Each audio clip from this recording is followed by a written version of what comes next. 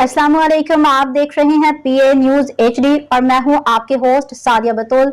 शामिल करते हैं आज की अहम खबरें।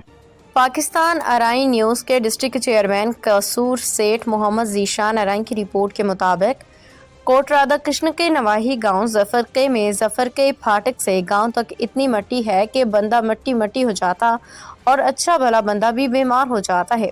रही सही कसर खराब सड़क पूरी कर देती है जो कि मुकम्मल टूट फूट का शिकार है। गांव के करीब भट्टे होने की वजह से भट्टों से निकलने वाला धुआं बगैर हिफाजती इंतजामात कई खुले आम चलने वाले मिट्टी की ट्रॉलियां माहौल में पैदा होने वाली आलूदगी का सबब बन रही हैं। इंतजामिया की तरफ से की जाने वाली फर्जी कार्रवाइयां बेसूद।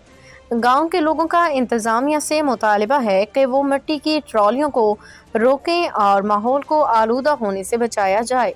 न्यूज स्टूडियो से अब तक के लिए इतना ही। मजीद खबरों और अपडेट्स के लिए देखते रहिए पीए न्यूज एचडी।